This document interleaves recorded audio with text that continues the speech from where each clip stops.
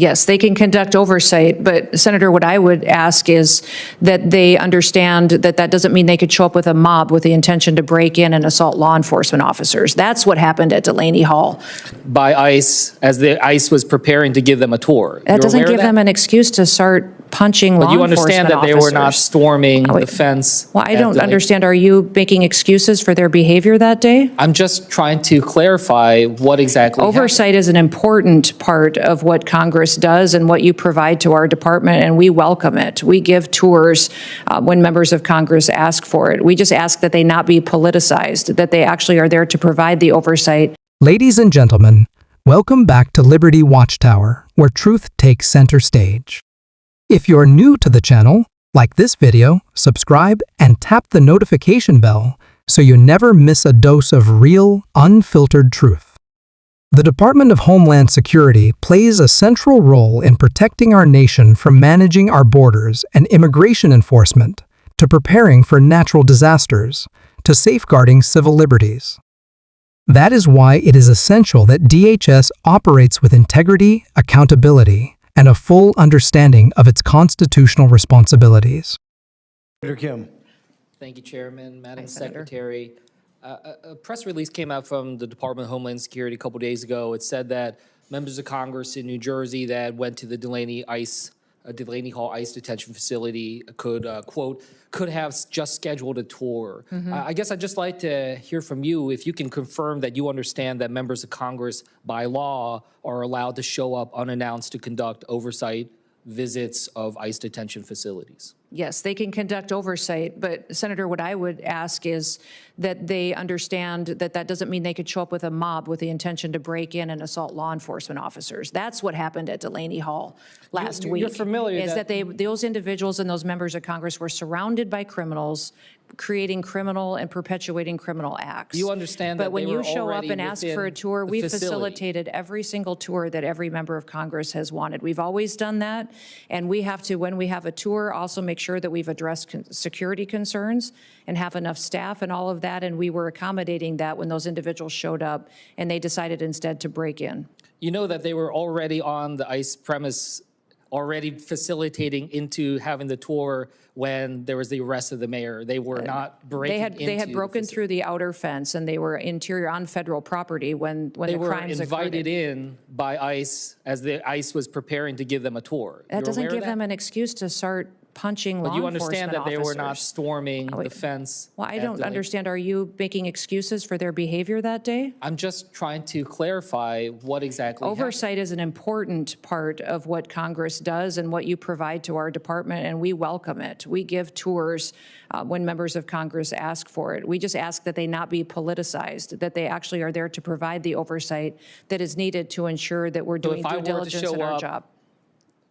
And if I were to show up at ICE detention facility unannounced, I would be let in. Yes, I would ask that you would be allowing us to secure the officers that we need to give you an appropriate tour, that we'd be able to cover the other bases and posts that they would have to leave to come and facilitate that. We may have to call other people in to help cover some of that because of the extra responsibilities, but we can do that. I've done this before. I just wanted to make sure I heard that from you. I wanted to just go back to something that was raised earlier about habeas corpus. Can you confirm to us that you understand that any suspension of habeas corpus requires an act of Congress?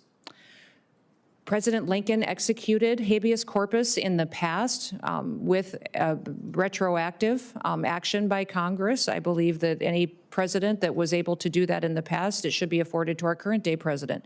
This president has never said he's going to do this.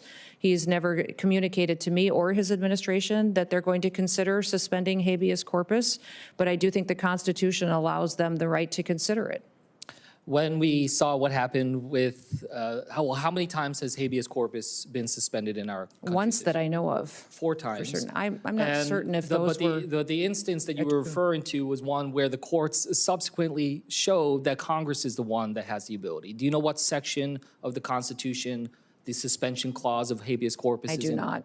Nope. Do you know which article it is in? No, I do not, sir. Okay, well, it is in Article 1. Do you know which branch of government Article 1 outlines the tasks and the responsibilities for?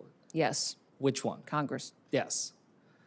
Recently, serious questions have arisen about the department's transparency and conduct, particularly surrounding an incident at the Delaney Hall ICA detention facility in New Jersey, where members of Congress, including myself, attempted to carry out our legal duty of oversights.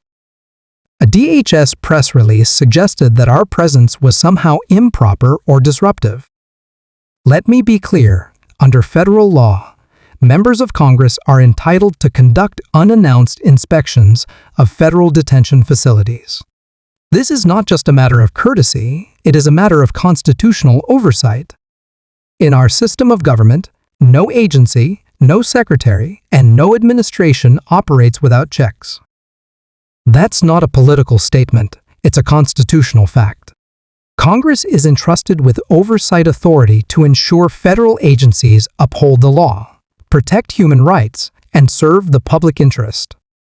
Stephen Miller has said that he is actively considering, that there is active consideration of habeas corpus. Have you had a conversation with Stephen Miller about suspending habeas corpus? I have not. When it comes to FEMA, this is something I'm concerned about, being from New Jersey. You know, we've had challenges with Superstorm Sandy and others in the past. I was alarmed when I saw some reports that the acting head, Richardson, said last Thursday that he's about 80 to 85% done with the hurricane season plan, given that we are just days away from hurricane season beginning. I just wanted to ask you, is he done with his hurricane preparedness plan?